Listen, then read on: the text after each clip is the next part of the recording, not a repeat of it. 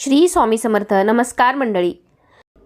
माघ शुक्ल सप्तमीला रथसप्तमी साजरी केली जाते. तर या दिवशी महर्षी कश्यप आणि देवी आदिती यांच्या पोटी सूर्यदेवांचा जन्म झाला. या दिवसापासून सूर्यदेव आपल्या रथात बसून प्रवास करतात. या रथाला 7 घोडे असतात म्हणून रथसप्तमी असा शब्द वापरला जातो. या दिवशी सूर्यपूजन केले जाते. जर आपण रोज सूर्याला नमस्कार केला तर आपले आरोग्य उत्तम राहते, उत्तम तेजाची प्राप्ती होते, मन शांत व एकाग्र बनते, शरीर सुदृढ बनते. सूर्यदेवतेची पूजा केल्यामुळे आपल्या घरातील आजारपण अडचणी कमी होतात. घरात सुख, समृद्धी आणि संपत्तीमध्ये वाढ व्हावी. शिवाय निरोगी आयुष्यासाठी या दिवशी सूर्यदेवाची पूजा केली जाते. तर अशा प्रकारे सूर्याची उपासना करण्याचे खूप सारे फायदे आहेत. आजच्या व्हिडिओमध्ये मी तुम्हाला रथसप्तमीच्या दिवशी सूर्याची पूजा अगदी सोप्या पद्धतीने कशी करायची आहे हे मी तुम्हाला आजच्या व्हिडिओमध्ये दाखवणार आहे. त्याचबरोबर या दिवशी अजून काय काय करायचं हे सुद्धा मी तुम्हाला आजच्या व्हिडिओमध्ये सांगणार आहे. तर त्यासाठी हा व्हिडिओ शेवटपर्यंत नक्की पहा. चॅनलवरती नवीन असाल तर चॅनेलला नक्की सबस्क्राईब करा. लगेचच आजच्या व्हिडिओला सुरुवात करूयात. तर यंदा रथसप्तमी कधी असणार आहे? तर यंदा 25 जानेवारी वार आहे रविवार. तर या दिवशी रथसप्तमी साजरी करण्यात येईल. हिंदू पंचांगानुसार रथसप्तमी 24 जानेवारी 2026 रोजी रात्री 12:39 सुरू होईल आणि 25 जानेवारी 2026 रोजी रात्री 11:10 पर्यंत असणार आहे. म्हणजेच उदय तिथीनुसार 25 जानेवारी वार आहे रविवार या दिवशी आपल्याला रथसप्तमी साजरी करायची आहे. तर या दिवशी रथसप्तमीची पूजा करण्याचा शुभ मुहूर्त असा आहे 25 जानेवारी रोजी सकाळी 5:26 पासून ते 7:13 पर्यंत साधारणतः 1 तास 47 मिनिटांचा हा शुभ काळ असणार आहे. तर या वेळेमध्ये तुम्ही आपली रथसप्तमीची पूजा करू शकता. तसेच तर रविवारी सायंकाळी 4:30 पासून ते 6 वाजेपर्यंत राहू काळ असणार आहे. तर यावेळी तुम्ही चुकूनही ही पूजा करू नका. शक्यतो तुम्ही सकाळी ही पूजा तुम्ही करू शकता, पण चुकूनही राहू काळामध्ये ही पूजा करू नका. तर सर्वात प्रथम रथसप्तमीच्या दिवशी सूर्योदयापूर्वी उठून स्नान वगैरे आटपून घ्यावे. त्यानंतर आपल्याला उगवत्या सूर्याची पूजा करायची आहे. तर या दिवशी सूर्योदयापूर्वी उठून स्नान करावे आणि छोट्याशा तांब्याच्या कलशातून सूर्याला अर्घ्य अर्पण करावे. तर या ठिकाणी पहा, मी एका तांब्याच्या कलशामध्ये स्वच्छ पाणी घेतलेलं आहे. तर त्यामध्ये हळदी, कुंकू, अक्षता, लाल फूल, गंध, थोडेसे तीळ टाकायचे आहेत आणि उगवत्या सूर्याला आपण अर्घ्य अर्पण करायचे आहे. सूर्याला अर्घ्य अर्पण करण्याचेही तेवढेच फायदे आहेत. त्यामुळे शक्य झालं तर तुम्ही दररोज सुद्धा एका छोट्याशा तांब्यामधून सूर्याला अर्घ्य अर्पण करत जा. नसेल तर या दिवशी मात्र आवर्जून सूर्यदेवांना अर्घ्य अर्पण करायचं आहे.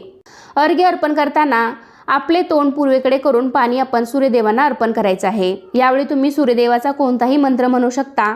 ओम सूर्याय नमः, ओम आदित्याय नमः, ओम भास्कराय नमः, अर्घ्यम समर्पयामी आणि असं म्हणून तुम्ही सूर्यदेवांना प्रार्थना करायची आहे. हे सूर्यदेवता, तुझ्यासारखे तेज आम्हाला दे आणि आमच्यावर तुझी कृपादृष्टी कायम असू दे, असं म्हणत आपण सूर्यदेवांना हे अर्घ्य अर्पण करायचं आहे. आणि शेवटी सूर्यदेवांना मनोभावे नमस्कार करायचा आहे.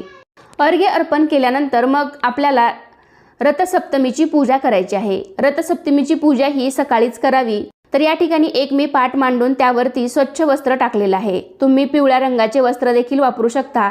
ग्रामीण भागामध्ये ही पूजा अंगणात तुळशी वृंदावनाजवळ मांडतात, पण शहरामध्ये फ्लॅट सिस्टीममुळे घरच्या घरी तुम्ही तुळशी वृंदावन ठेवून त्याच्या बाजूला ही पूजा मांडू शकता. तर कोणतीही पूजा आपण अग्निदेवतेच्या साक्षीने करतो. त्यासाठी इथे मी पाटावरती दिवा ठेवून तो प्रज्वलित करून त्याची पूजा करून घेतलेली आहे. त्यानंतर गणपती बाप्पाची स्थापना करायची आहे. पाटावरती थोड्या अक्षता ठेवून त्यावरती हळदी कुंकू वाहून आपण गणपती बाप्पाची स्थापना करणार आहोत. तर या ठिकाणी मी गणपती बाप्पांना आधीच अभिषेक करून घेतलेला आहे पाण्याने आणि पंचामृताने. आणि मग त्यानंतरच आपण गणपती बाप्पांची मूर्ती पाटावरती स्थापन केलेली आहे. त्यानंतर गणपती बाप्पांची देखील विधिवत आपण पूजा करून घ्यायची आहे. गणपती बाप्पाला हळदी कुंकू, अक्षता वाहायच्या आहेत, लाल फुलं, दुर्वा वाहायच्या आहेत. गणपती बाप्पांना गुळ खोबऱ्याचा नैवेद्य सुद्धा दाखवायचा आहे. ओम गण गणपते नमः, ओम गण गणपते नमः. तर या पद्धतीने आपली गणपती बाप्पांची इथे पूजा झालेली आहे. सूर्य हा ग्रहांचा राजा असून त्याचे स्थान नवग्रहामध्ये आहे. सूर्य स्वयंप्रकाशी असून अन्य ग्रह त्याचा प्रकाश घेतात. अशा या सूर्याला देव मानून त्याच्याप्रती कृतज्ञता व्यक्त करण्याचा दिवस म्हणजेच रथसप्तमी होय. मकर संक्रांती दिवशी सुरू होणारा हळदी कुंकू समारंभ रथसप्तमी दिवशी समाप्त होतो. रथसप्तमीच्या दिवशी तुळशीपुढे 7 घोड्यांच्या रथात स्वार झालेले सूर्यरथाचे चित्र काढून महिला त्याचे पूजन करतात. सूर्यदेवांना देखील हळदी कुंकू, अक्षता, लाल फूल व्हायचं आहे. तुमच्याकडे असेल तर लाल फूल जरूर व्हा, कारण लाल फूल वाहण्याला जास्त महत्त्व आहे. तर सूर्यदेवांना लाल फूल वाहणं खूप शुभ मानलं जातं. तर तुमच्याकडे असेल तर तुम्ही नक्की व्हा. सूर्यदेवतेचे पूजन करत असताना सूर्यदेवाचा मंत्र म्हणावा. ओम सूर्याय नमः, ओम भास्कराय नमः, ओम आदित्याय नमः. त्यानंतर आपल्याला पाटावर 7 प्रकारचे धान्य 7 वाट्यामध्ये घेऊन त्याची देखील पूजा करून घ्यायची आहे. तर तुम्ही या ठिकाणी कोणतेही धान्य घेऊ शकता. तर यामध्ये मात्र एका वाटीत तीळ आवर्जून ठेवा, कारण या महिन्यामध्ये तिळाला खूप जास्त महत्त्व आहे. सूर्यदेवाच्या रथाला असणारे 7 घोडे आठवड्याचे 7 वार दर्शवतात आणि सूर्यदेवाच्या रथाची 12 चाके 12 राशी दर्शवतात. या 12 राशीचे प्रतीक म्हणून 12 प्रकारच्या धान्याच्या राशी मांडून त्याची पूजा केली जाते. म्हणजे आपण 7 किंवा 12 प्रकारच्या धान्याच्या राशी मांडून किंवा असं सुगडांमध्ये किंवा वाटीमध्ये हे धान्य ठेवून त्याची पूजा करून घ्यायची आहे. मांडलेल्या धान्याच्या वाट्यांवर हळदी कुंकू, अक्षता, फूल वाहून त्यांचीही पूजा करून घ्यायची आहे. तर अनेक स्त्रिया माघ शुद्ध प्रतिपदेपासून उपवास करतात. ते रथसप्तमीपर्यंत उपवास धरतात.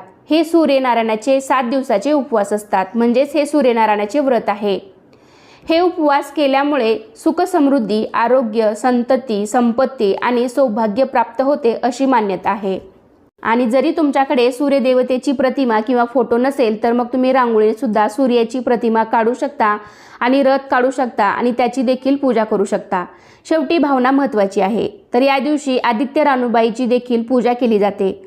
रांगोळीने आदित्य रानूबाईची प्रतिमा काढून तसेच गोपद्म काढून त्याचीही पूजा करायची आहे. ज्याप्रमाणे सूर्यदेवता या रथात विराजमान असते, देव देवळात असल्यामुळे ज्या प्रकारे देवळाला महत्त्व प्राप्त होते तसेच महत्त्व सूर्याच्या रथाला आहे. त्यामुळे रथसप्तमीला सूर्याच्या उपासनेबरोबरच प्रतिकात्मक रथाचेही पूजन केले जाते. रथसप्तमी हा सूर्याच्या उपासनेचा दिवस आहे. या दिवसाचे व्रत म्हणून महत्त्व आहे. या पूजनाने समृद्धी प्राप्त होते. आदिती आणि कश्यप यांचे पुत्र सूर्य यांचा हा जन्मदिवस मानला जातो. त्यामुळे या दिवशी विशेष करून सूर्यदेवतेची पूजा केली जाते.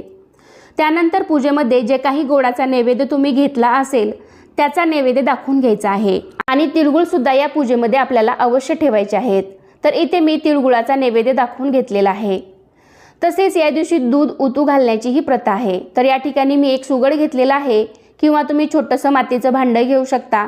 तर ते स्वच्छ धुवून घ्यायचं आहे. त्याला आपण हळदी कुंकवाची बोटे लावून घ्यायची आहेत. खरं तर अंगणामध्ये गोवऱ्या पेटून त्यावरती हे दूध उतू घातलं जातं. पण आता फ्लॅट सिस्टीममुळे हे सगळं काही शहरी भागामध्ये शक्य होत नाही. तर या ठिकाणी मी गॅस शेगडी स्वच्छ करून गॅसची देखील हळदी कुंकू, अक्षता, लाल फूल वाहून पूजा केलेली आहे. आणि या सुगडामध्ये आपल्याला 1 चमचाभर तांदूळ आणि 1 चमचाभर साखर टाकायची आहे आणि अर्धे सुगड भरेल इतकं दूध त्यामध्ये टाकायचं आहे आणि त्याची खीर बनवून घ्यायची आहे. म्हणजेच गॅस चालू करायचा आणि ते दूध उतू जाईपर्यंत, म्हणजेच अग्नीला हे दूध समर्पित होईपर्यंत ते तापवायचं आहे. दूध उतू गेल्यावर गॅस बंद करायचा आहे आणि नंतर त्याचा नैवेद्य म्हणजेच खिरीचा नैवेद्य सूर्यदेवाला दाखवायचा आहे. आपण ज्या ठिकाणी पूजा मांडलेली आहे तर त्या ठिकाणी तुम्ही हा नैवेद्य दाखवू शकता. तर ज्या दिशेला हे दूध उतू जाईल तर त्या दिशेची प्रगती जास्त होते असं म्हटलं जातं. त्यामुळे हे दूध या दिवशी उतू घातलं जातं.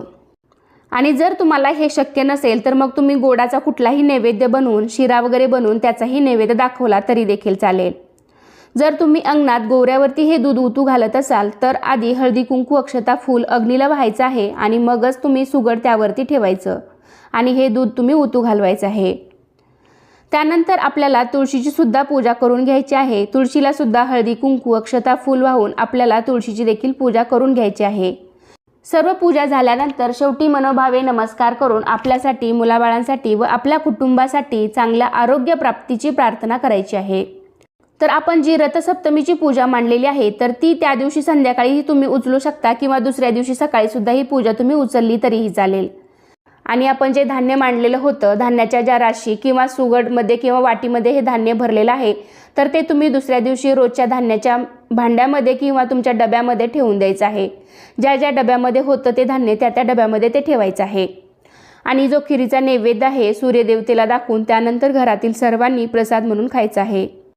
तर अशा प्रकारे आजच्या व्हिडिओमध्ये मी तुम्हाला रथसप्तमीच्या दिवशी सूर्याची उपासना, पूजा कशी करायची, तसेच उत्तर पूजा कशी करायची अशी संपूर्ण माहिती तुम्हाला मी आजच्या व्हिडिओमध्ये सांगितलेली आहे. तर कसा वाटला तुम्हाला आजचा व्हिडिओ नक्कीच कमेंटद्वारे सांगा. व्हिडिओ आवडला असेल तर व्हिडिओला लाईक करा, तुमच्या फ्रेंड फॅमिलीमध्ये शेअर करायला विसरू नका. आणि असे छान छान माहितीपूर्ण व्हिडिओ पाहण्यासाठी आजच आपल्या चॅनलला सुद्धा नक्की सबस्क्राईब करा.